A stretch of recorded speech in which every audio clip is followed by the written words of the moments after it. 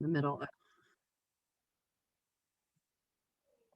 All right. Well, I'll find the one pager and get that sent over after class, so that we can use it. All right. Well, welcome everyone. I'm going to go ahead and share screen so that y'all can follow along. But I'm interested in any thoughts that y'all may have on the conversation that we had last week. Anybody give some deeper thought to the topics that we addressed?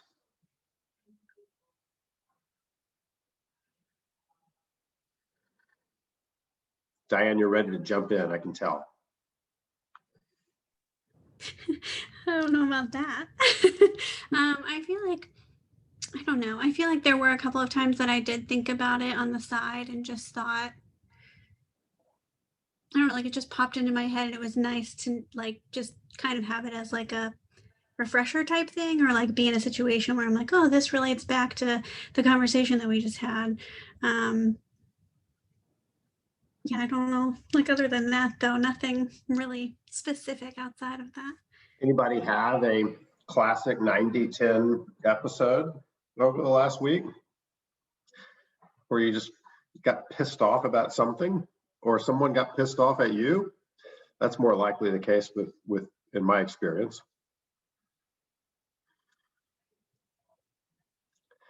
Nothing where you had to count to 10? Jessica's raising her hand. Go ahead, Jessica. Tell us your story. Well, it's a little bit Probably awkward going to say she got mad at me. I was going to say it was definitely a task for Bill.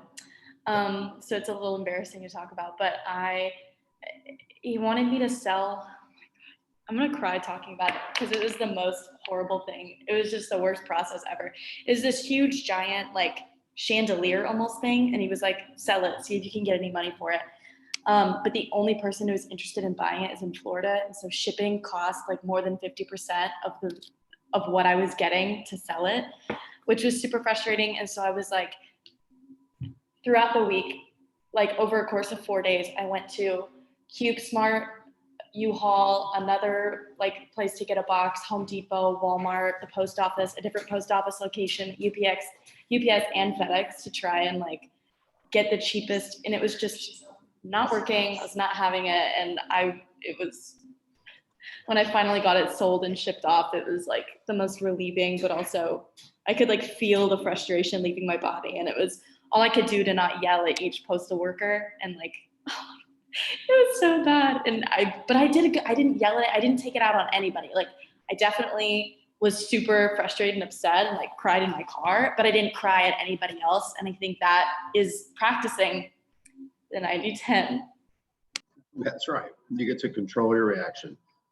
And what you failed to say or think about is how happy you made the person that bought it. I guess that's a good point. Well, this idea of controlling our response to stimulus is one that should stick with you.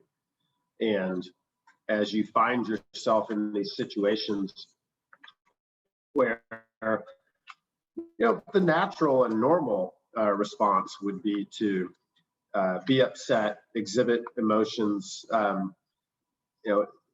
As we said last week, it's not necessarily that exhibiting those emotions are a bad thing. The question is, are you doing it in a conscious way, aware of the consequences of your response? And so we're not saying that your response to every situation has to be positive.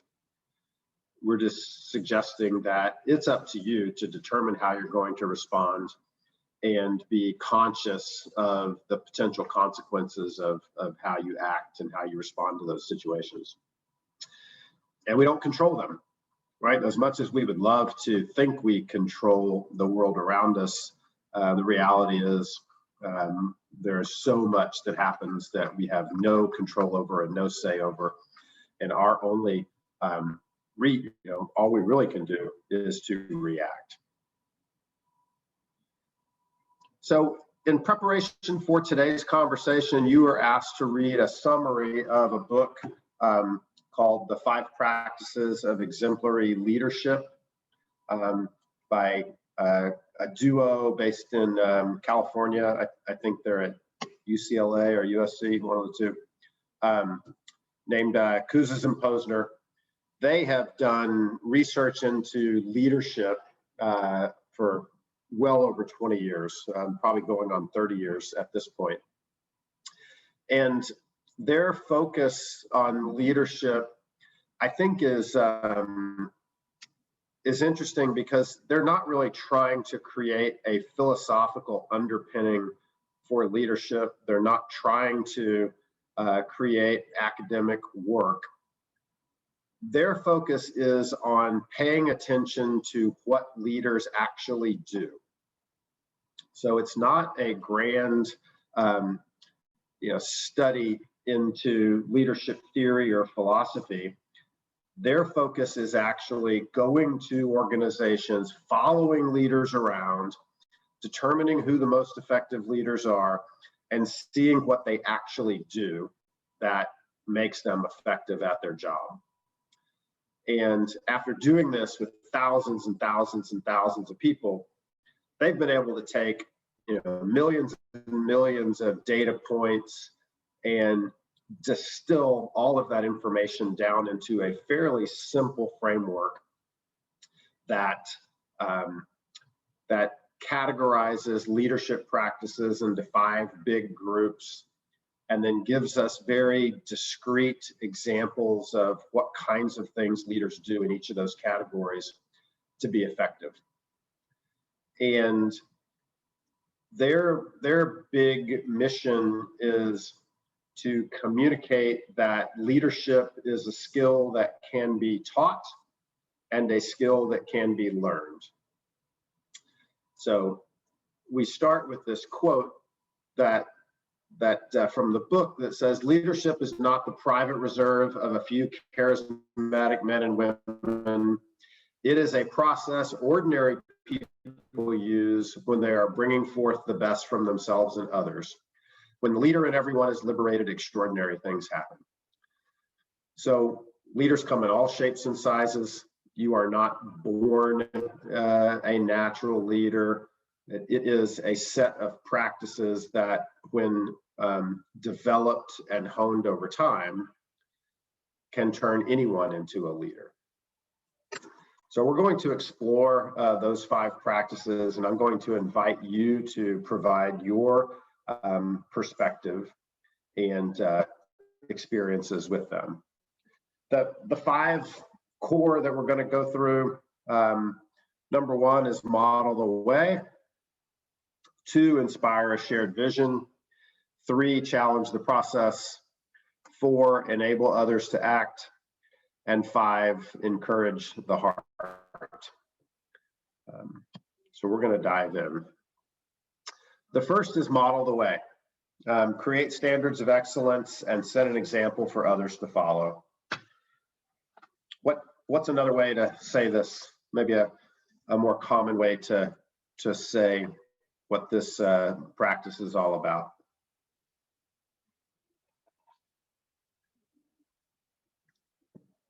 I feel like I was always told, just, you got to lead by example. And whenever I read that, that's the first thing that comes to mind. Yeah, lead by example. So, if you want your organization to be,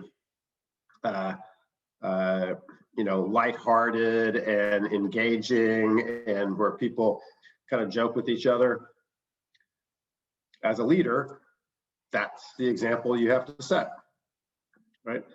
If you're looking for an organization that is works really hard and runs extremely efficient meetings, well, that's the practice that you have to put in place for yourself. The reason I think we start with model the way is because leaders, in leading by example and modeling the way, they they really have to have personal integrity.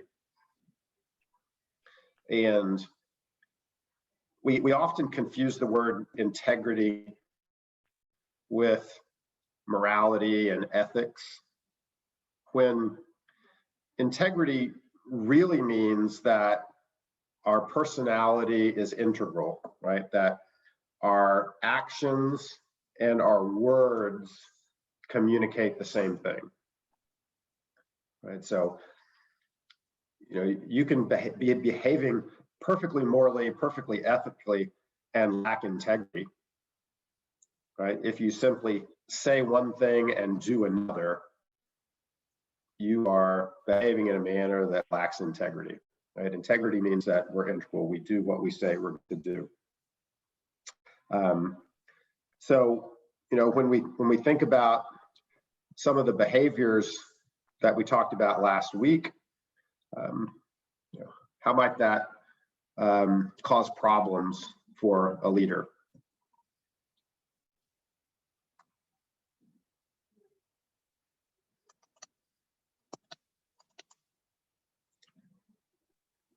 I mean, if a leader is quick to react in a negative way,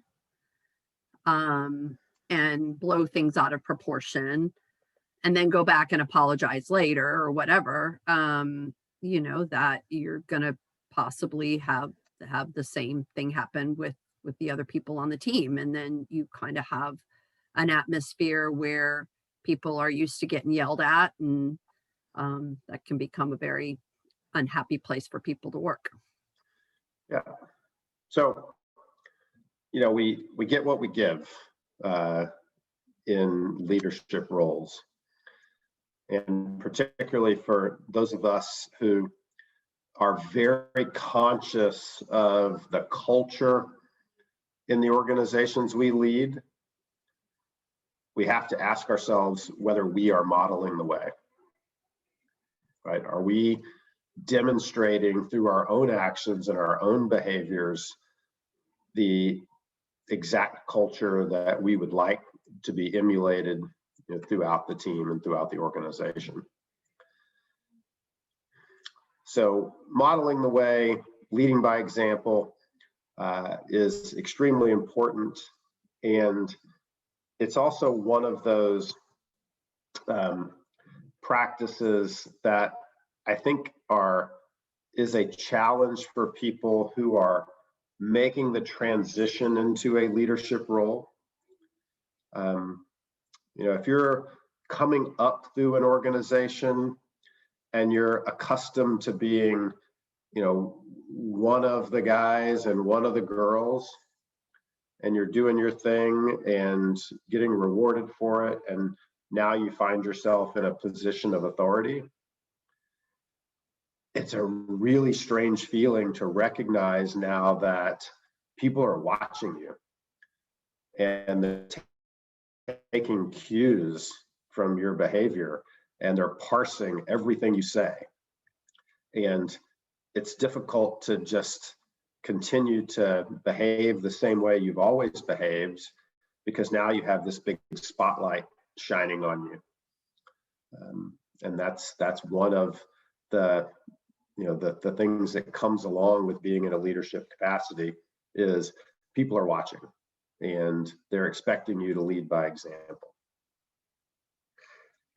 So the specific things that we do here, a leader sets a personal example, aligns others with principles and standards. To me, that means we communicate and we over communicate what the standards are, what the principles of the organization are, and make sure that people are following along. Follow through on promises, simple as doing what you say you're going to do. Reliability. Talks about values and principles. When I was running a management consulting firm named Calypso, I felt like I was a candidate running for office, because you give the same speech over and over and over and over again. And I'm just like, pull the string on my back and, I'm going to talk about Calypso mission, vision, values. And you just get sick of giving the same speech over and over again. But that's the job. It's a very, very dynamic organization. We have people joining every day, people leaving every day. Just because you've said it 100 times doesn't mean everyone's heard it. And just because everyone might have heard it once before doesn't mean it's completely sunk in. So leaders talk about values and principles until you just can't stand it anymore. Make sure people support common values. That's a policing role, right? That we've had values, we have culture, we make sure people aligned and are supportive of them. And seeks feedback about the impact of actions. So if we're going to lead by example, we also want to be open to feedback and making sure that we're testing in our organization that the things we're doing are having the proper impacts. So as you think about your own leadership journey and this practice of modeling the way, what are some of the things that you might do that would improve your ability to perfect this practice? I think I read somewhere in there about like a 360 review, and I think that that's something that's super, super helpful, so that you get review the whole way around, and you can take that and use it as constructive criticism on how to grow and develop into, a better leader. Yeah. 360 feedback's a great tool. Be prepared to have a cold bucket of water dumped on your head. That's usually what those things feel like for me. But you have to welcome it. You have to appreciate it. You have to be grateful for the feedback you received. Even if all those morons are completely wrong and don't know anything about you. But with the 360 as well, you need, whenever you get the feedback, you need to act upon it. You need to show that there's a change. If not, it's like when you ask for feedback for a project at school. If you don't do anything, then for example, a teacher would be mad at you. So you need to have this relationship where, just as you said, Bill, you give and take, and you try to work together to be able to grow. Yeah. I think for the making sure people support common values, a lot of empathy is required. I would just summarize. Oh. Yeah. Sorry, did I cut out? Yeah, I understand. I think empathy is a big part of the value set that a good leader is going to attempt to communicate.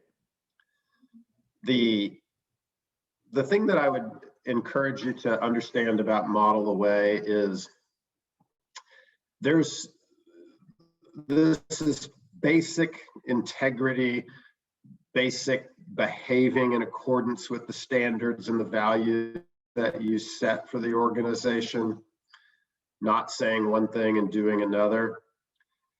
But there's also a performance aspect to modeling the way. And when I say performance, I mean like giving that speech over and over again. You may not want to, but there's a little bit of acting involved in modeling the way. You need to be conscious of the fact that you're on stage and there's an audience and they're paying attention. And if you slip up, it's not going to go unnoticed. So recognizing that in your day-to-day life, as you're walking around the office, as you're sitting in on meetings, as you're having conversations with people, there's a performance aspect to doing that you need to make sure that you're conscious of, because you are being evaluated whether you realize it or not. So the next one is inspire a shared vision. Passionately believe a difference can be made, envision the future, and create an ideal and unique image of what the organization can become. Why is this so important to leadership success?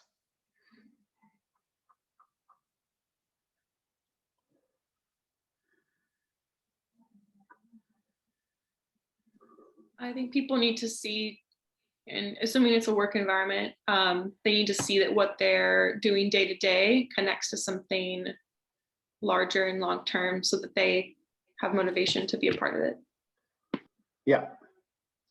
But I would argue, Lauren, that it's not just in a work environment.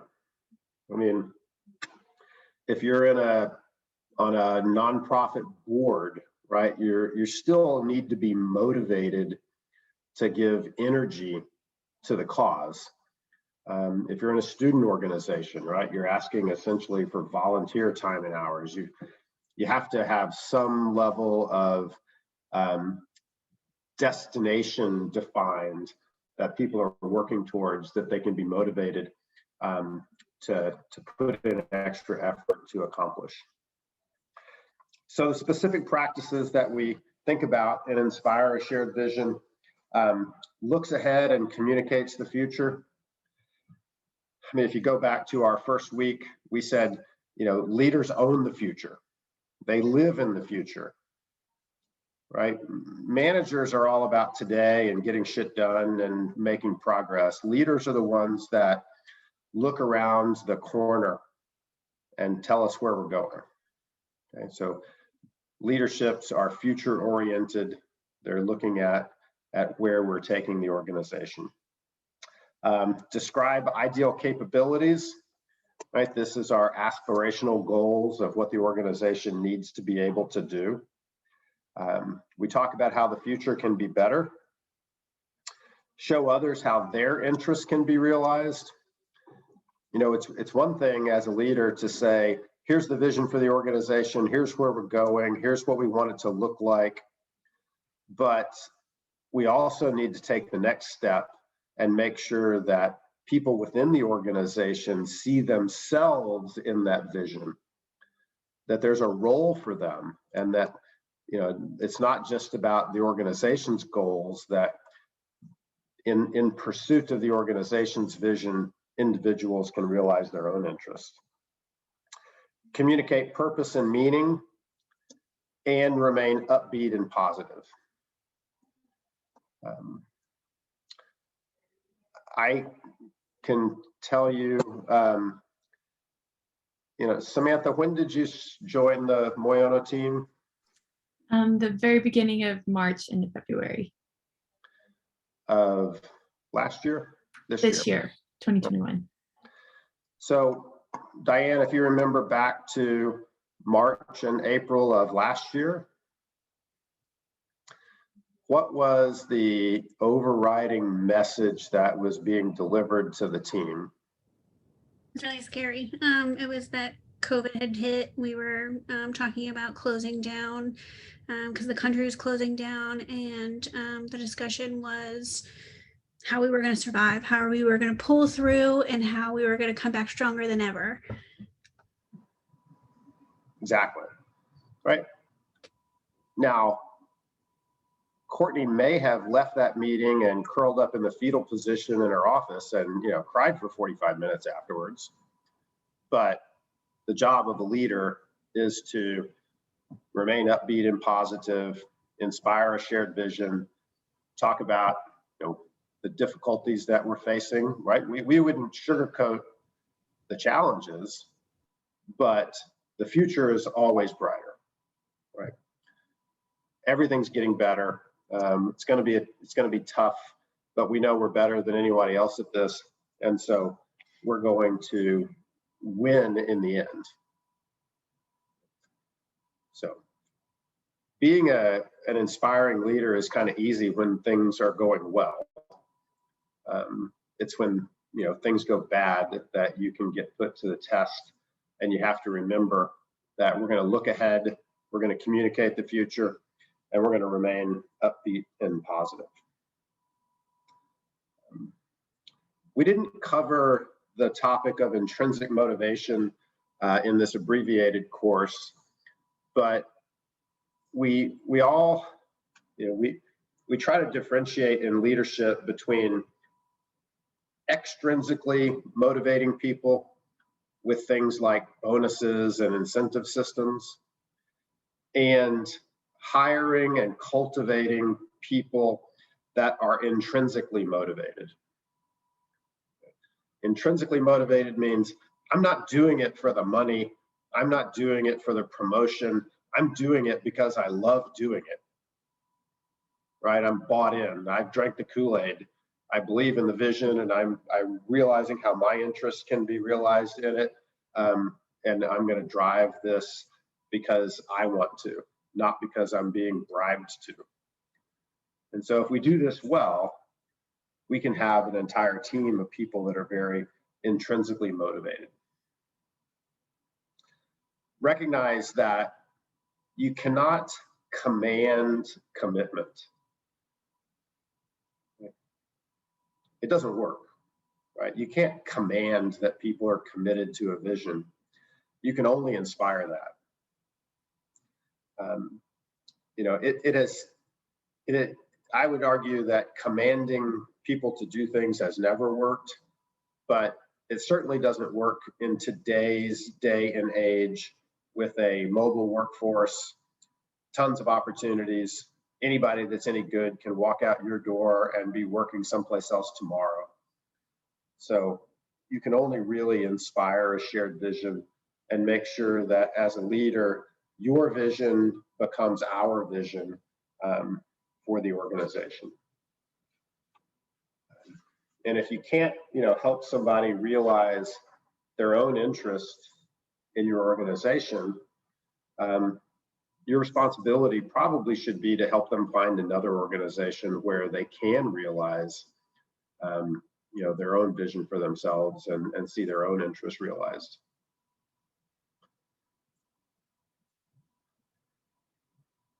Our third practice is challenge the process.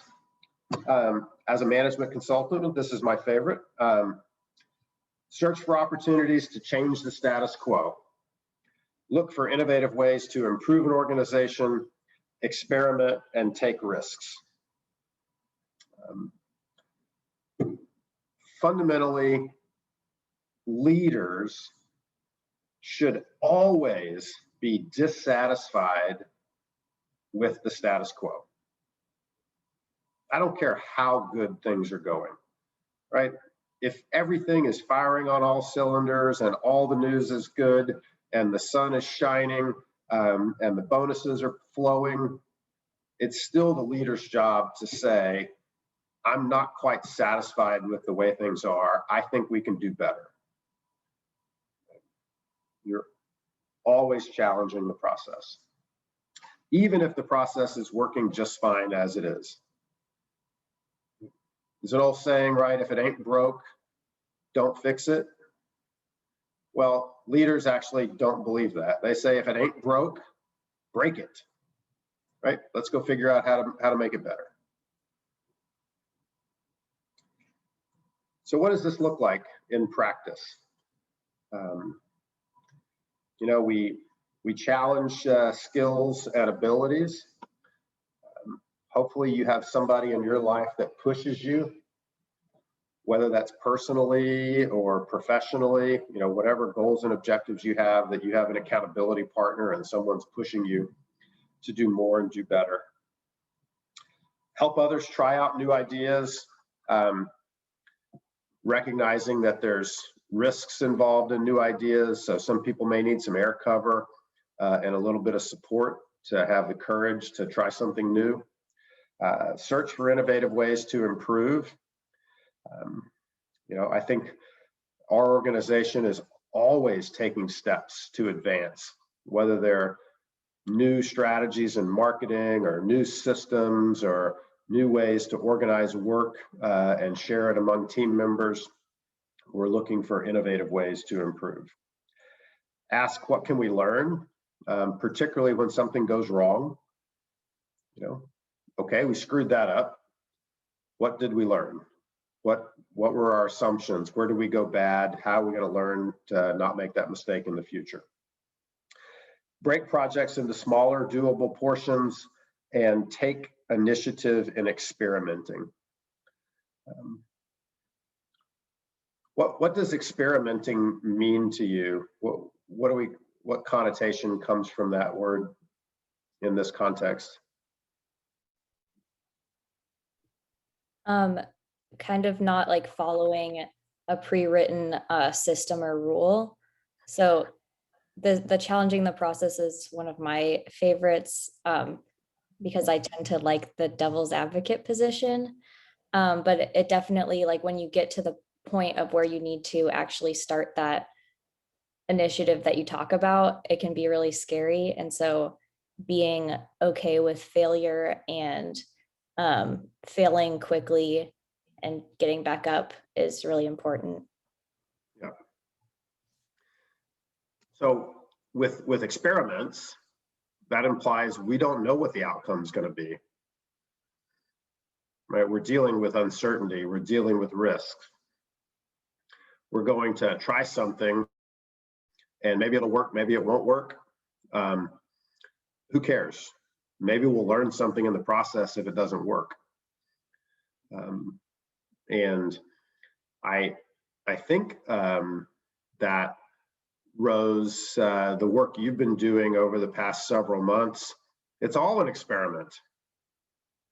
Who the hell knows? And we've already changed many things, right? I mean, we set out with one calendar and quickly determined that that was a bad idea, and have recalibrated.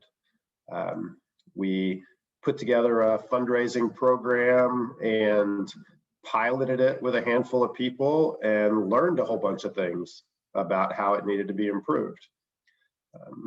So those are all examples of experimenting, taking risks, pushing the boundaries, not being afraid to try things. As a leader, your reaction to failure is going to determine how much innovation you get.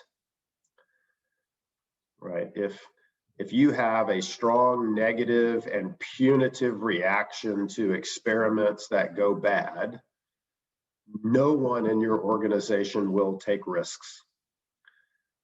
You'll get no challenging of the process, you'll get no risk taking, you'll get no experimentation, and things will not get better, right? Things will stay where they are. So challenging the process requires you not only to push the organization forward and to push people to search for innovative ways to improve and experiment and take risks, you also have to be prepared to respond positively when things don't work out and force the introspection and the learning from the experiment so that it's not repeated again. So leaders are never satisfied with the status quo. I think of them as pioneers, right? They're always pushing the frontier and pushing the boundaries, recognizing that there always is a better way.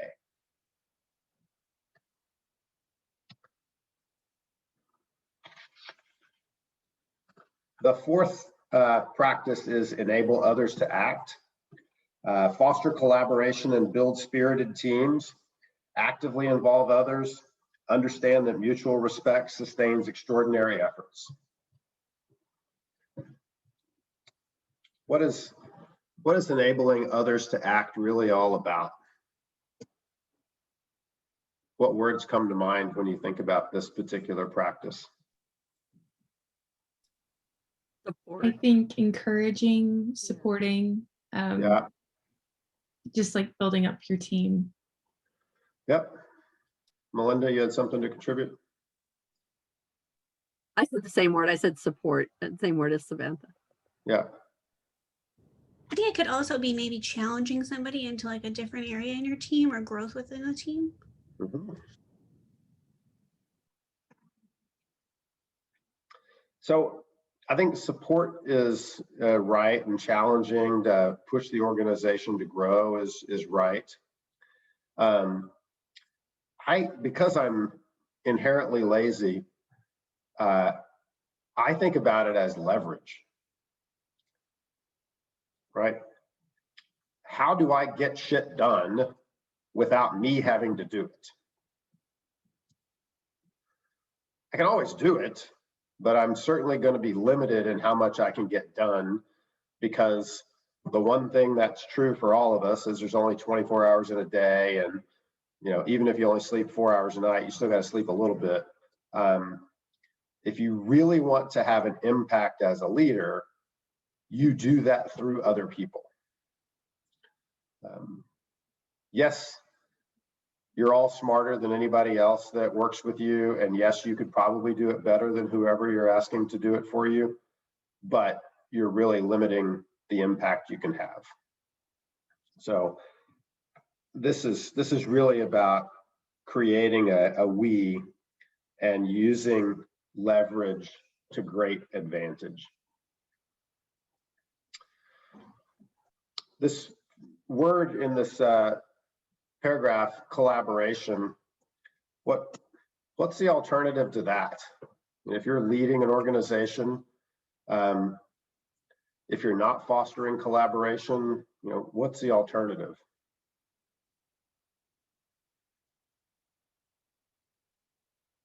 I think you kind of grow stagnant because you run out of, or you lose the momentum of different people's ideas and contributions. Yeah, I mean, there's a certain amount of synergistic value that comes from collaboration. It's no fun to be in a dictatorship whenever somebody's just telling you what to do all the time and there's no working and coming up with new things together. So yeah, but I mean, the reason it's also no fun for the dictator. I mean, imagine you're running a strict hierarchy where information doesn't flow horizontally.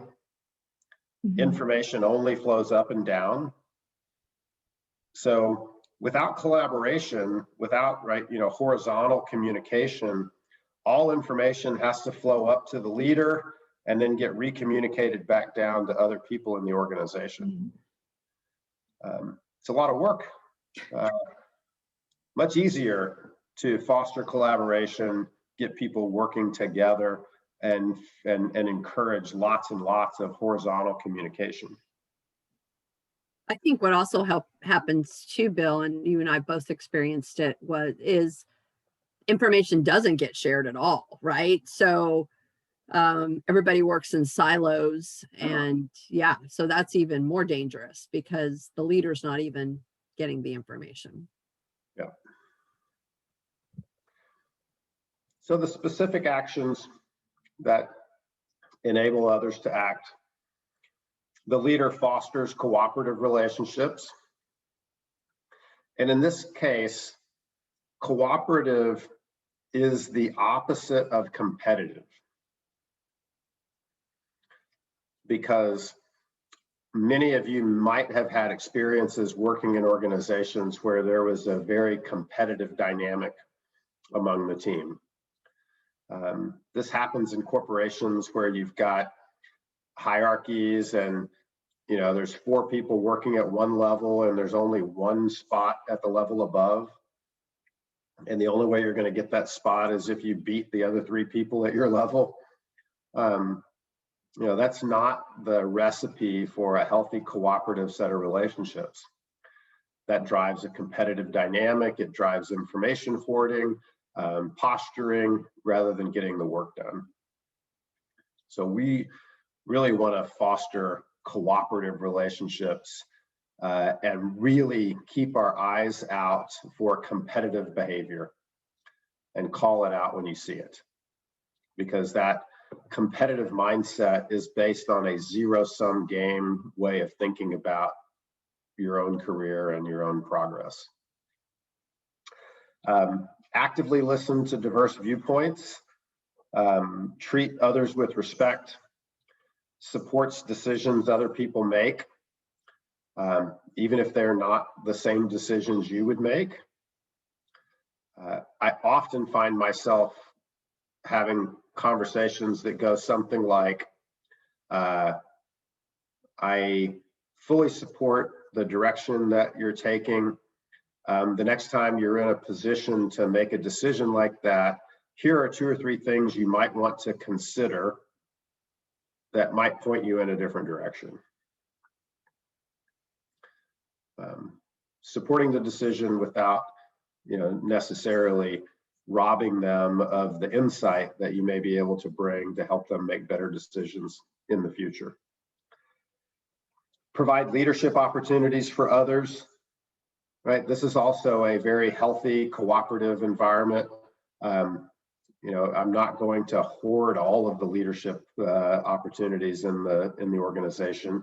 I'm going to give other people an opportunity to develop their leadership skills and to demonstrate their leadership ability. And gives others freedom and choice, right? If we're looking for leverage, if we're looking for others to act, there's a certain amount of autonomy that we have to delegate. Right? Doesn't do any good as a leader to make assignments and then basically say, I'm going to tell you what to do, and I'm going to tell you how to do it, and then I'm going to stand here and make sure you did it right. That's not a way of providing others with freedom and choice and autonomy to work. And it also is more work than it needs to be. So if you have high quality employees that know what they're doing, know how to get their job done, then they deserve the freedom to do their job well. And you can establish the expectation that they'll come to you for guidance and advice if they get stuck or they're uncertain, but you're not going to be looking over their shoulder while they do their work all day, every day.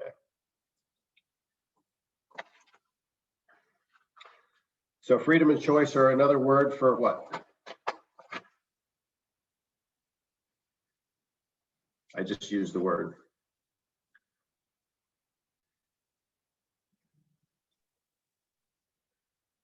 Autonomy. And I think a desire for autonomy is wired into us as human beings. Right, our ability to make things happen on our own. But even if I'm wrong about that being true for all human beings, it's almost certainly true for people that work in professional environments. Right, I mean, I can imagine that there may be some people out there that are just happy to be told what to do and how to do it all day without having to think. But those are not likely to be the people that you are working with in your fields. Right? You start working in the knowledge economy with professionals, they're all driving for greater levels of autonomy in how they get their work done.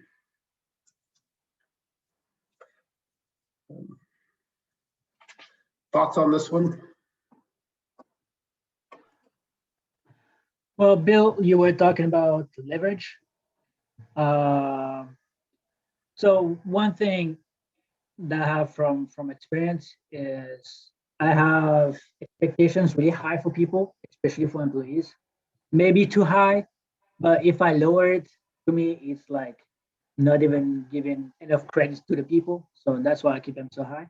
However, I found out that when I asked people to do things for me, instead of expecting 100% of what I'm envisioning, if I go down and if I get 70% of what I'm asking for, I'm happy. This is what I needed. I'm okay. I can deal with that. If not, I get too frustrated. Yeah. Well, and I don't think there's anything wrong with that, right? You got the alternative was for you to do 100% of it yourself.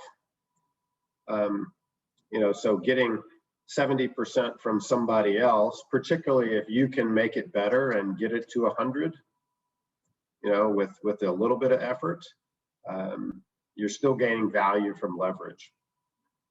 The question from a leadership standpoint, Thibaut, is if you ask that same individual to do something 10 times, is it getting better? Or is it 70% every single time? Well, then the question is, maybe on my side, maybe it's not getting better, but every single time he's trying to tweak it, find a different way to do it. So that brings in innovation. So I give him this 30% for him to have the room to play with it and try to get things done a bit differently.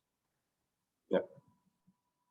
I get in trouble frequently for editing documents without going back and showing what I changed. Right? And the feedback I get is, don't edit my documents unless you're going to show me what you changed, because I don't learn anything from you simply fixing my writing and publishing it. I need to know what you changed so that the next time I'm doing something, I can incorporate that feedback into how I write, so that, you know, if you edited 30% of the document last time, maybe next time you'll only have to edit 10, and eventually it'll be 0. So you have to think about that as a leader in practical terms. How much leverage are you getting? It's faster for me just to edit it. Having to track changes and do all that's a pain in the ass, but it's never going to get any better unless I put the effort into actually showing what's changed. So enabling others to act, you know, just recognize that when we talk about leadership, particularly in professional environments, we're talking about building commitment with support, right? We're building commitment with support and autonomy rather than command and control, right? We're not trying to command and control as a method to get things done. Frankly, it's just too much work and is likely just to demotivate the people that you're trying to inspire. Has anyone ever had an example of, you know, a micromanager? Don't point to me, by the way, any of you. Sure, yeah.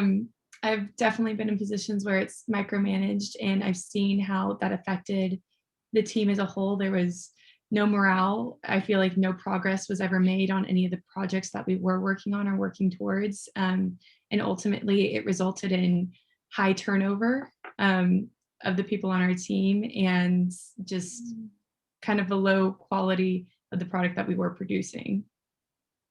Yeah, it doesn't work. Ultimately, it's what you're saying, right? Yeah. Laura, you had something to contribute?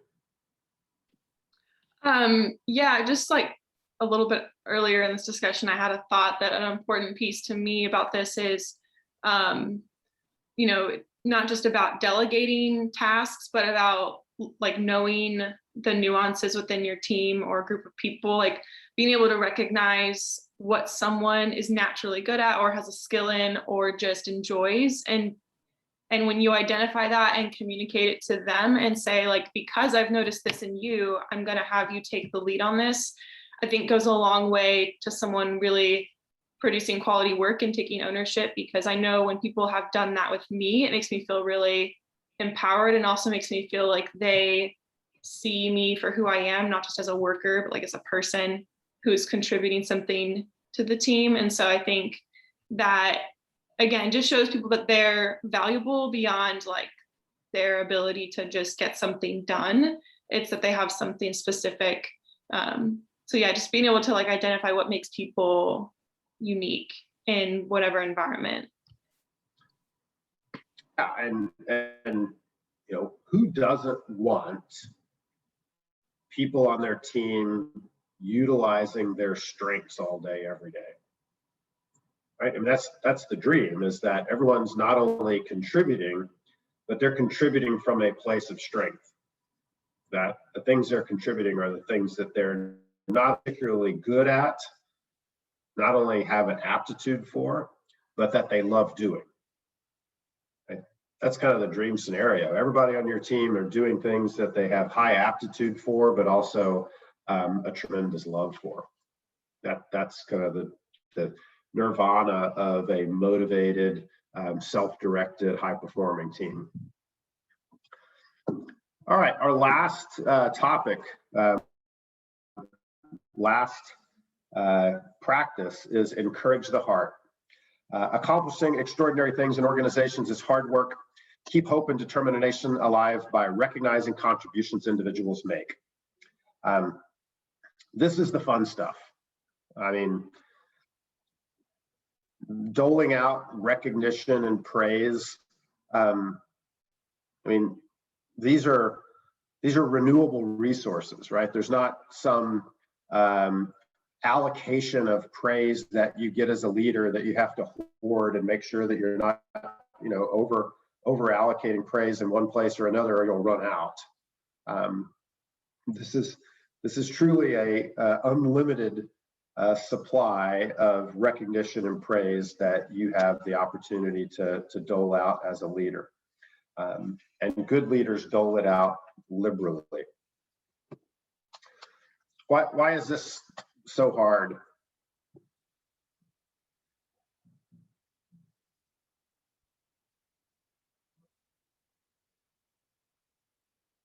I mean, this is the fun stuff, right? I mean, should be relatively easy. Why is this so difficult?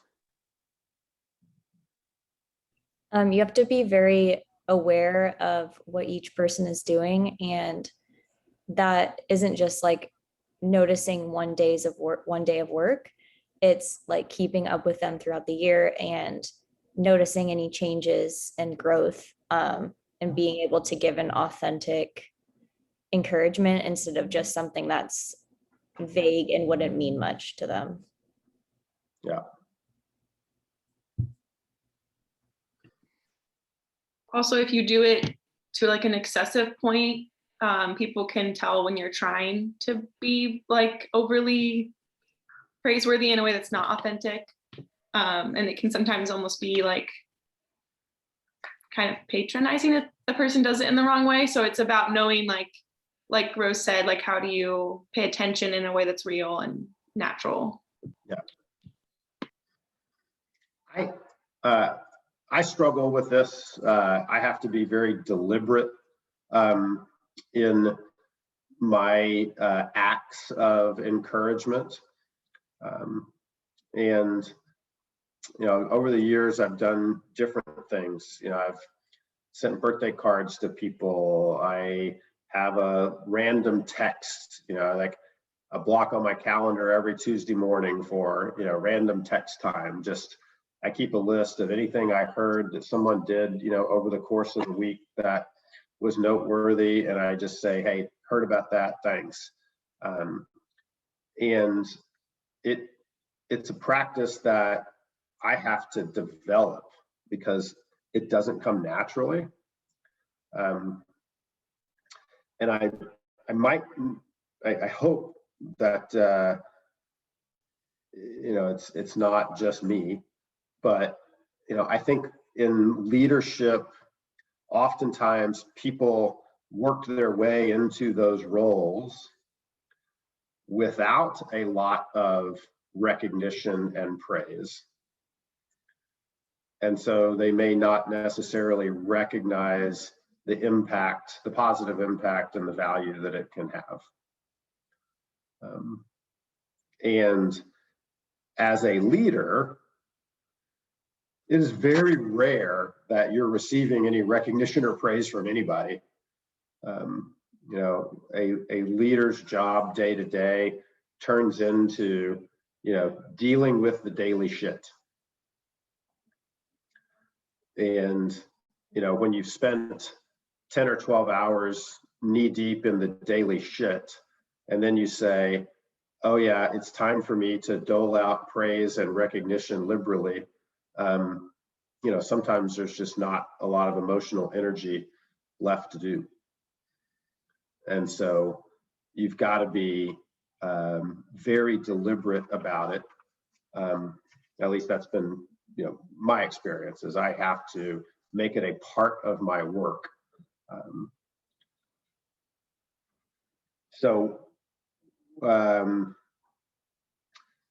We have a monthly call with all of the management level employees in one of our businesses.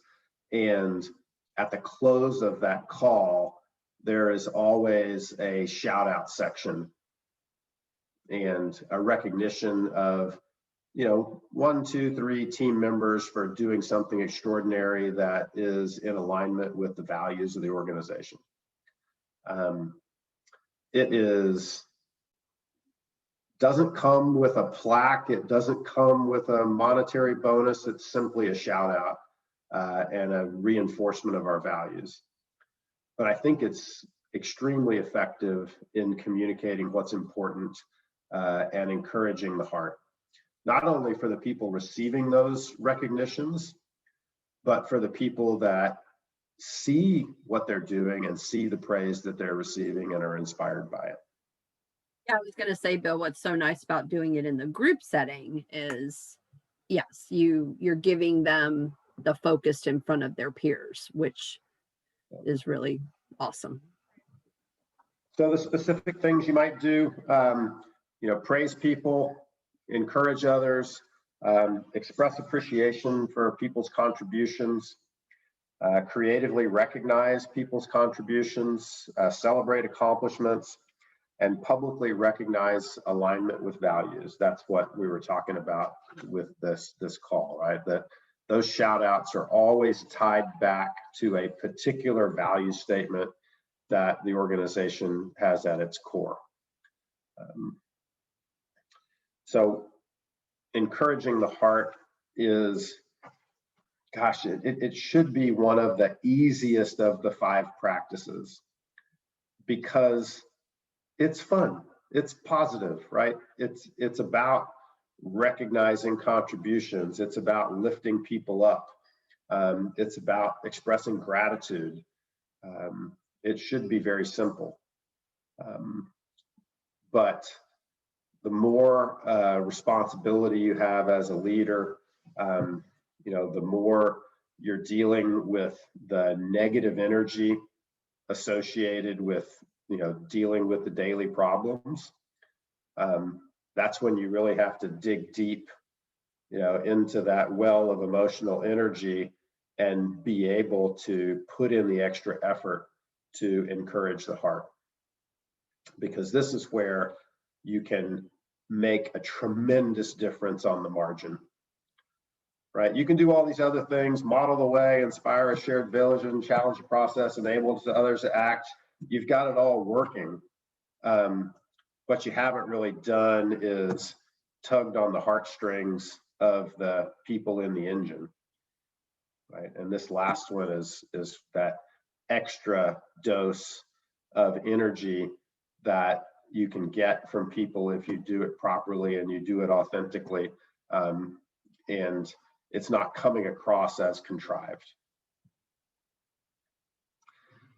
So I have looked at least 20 different leadership models as we were developing the curriculum for the Housley Principal Leadership Program. And a lot of them are good. A lot of them have something important to say. But this one, to me, was the simplest summation of real things that leaders do that I could find. And my test for this is if I used these 5 things and the actual tasks underneath them as an evaluation scorecard for myself,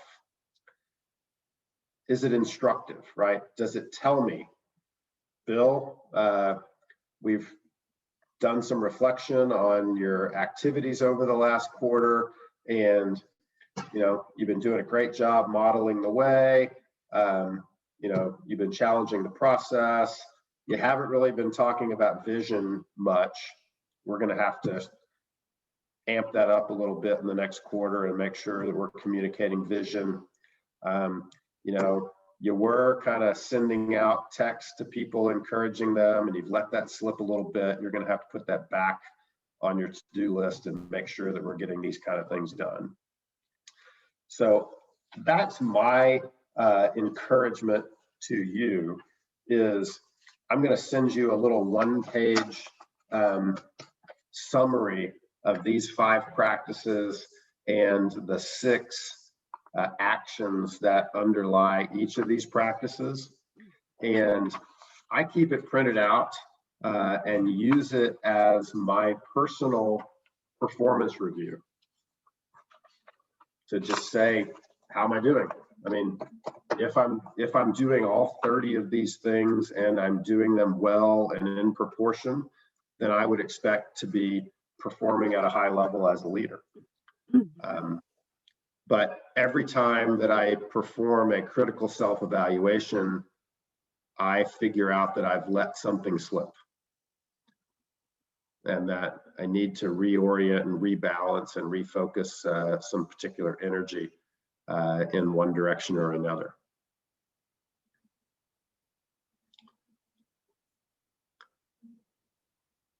So what do y'all think about these 5 practices? Any final thoughts from today?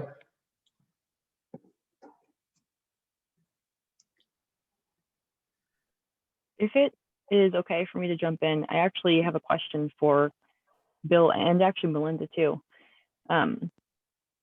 You mentioned several minutes ago about how difficult it is to transition from being a member of the team or not in a leadership position to then a leadership position.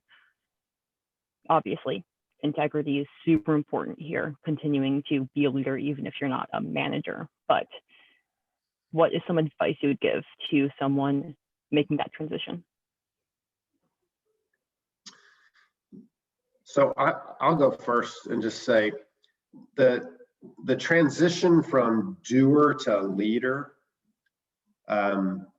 is a transition. It's rarely does a promotion involve a clean break, like, oh, thank God, I never have to do that work again.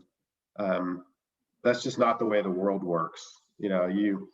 That transition from doer to leader is generally gradual.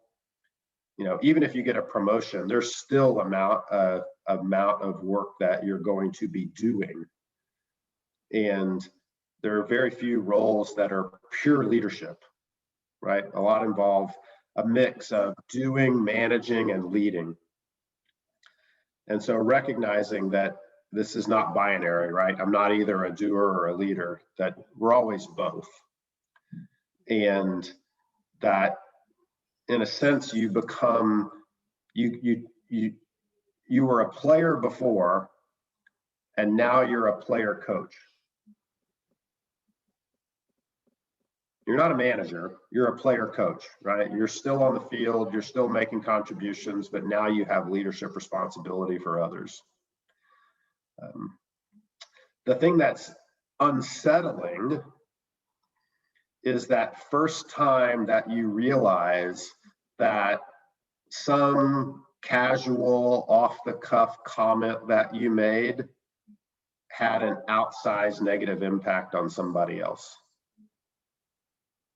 Because whether you like it or not, now you're in a position of authority and people are looking to you in ways they never looked to you before. And used to be all fun and games in the hot tub, and now you can't do that anymore. So recognizing that when you go from player to player coach, it comes with a level of scrutiny that you may not be accustomed to and you may not be real comfortable with in the beginning.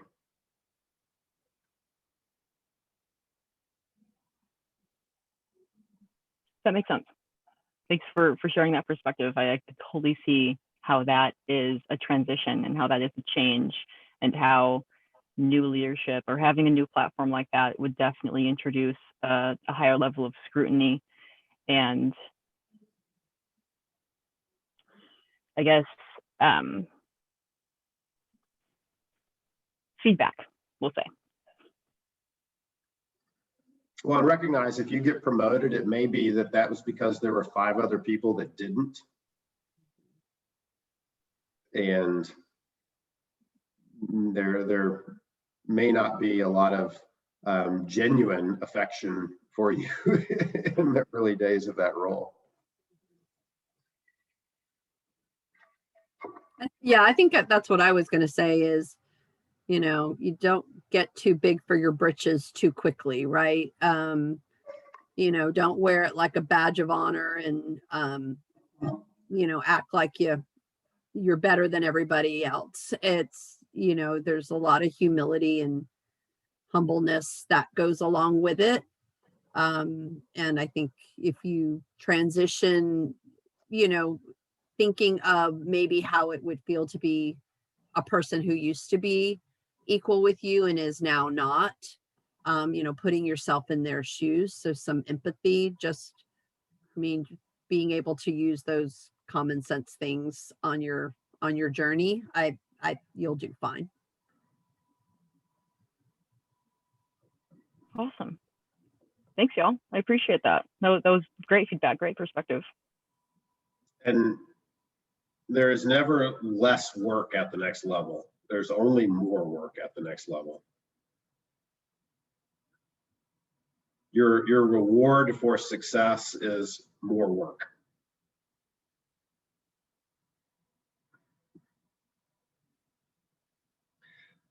Well, thank you all for today. We've got one more session scheduled for a week from tomorrow. I expect that to be a fun and a little bit more lighthearted view of the role of happiness in your lives now that you're clearly, after 3 hours of this, fully equipped to be wildly successful in whatever you decide to do. So there's a little bit of pre-reading and I think a video that we're going to ask you to watch in preparation for next week's conversation. So I'd appreciate it if y'all would do that little bit of work, and we'll see you a week from tomorrow. Enjoy the 4th of July. Yep. Bye, Thank y'all. you, everyone. Bye.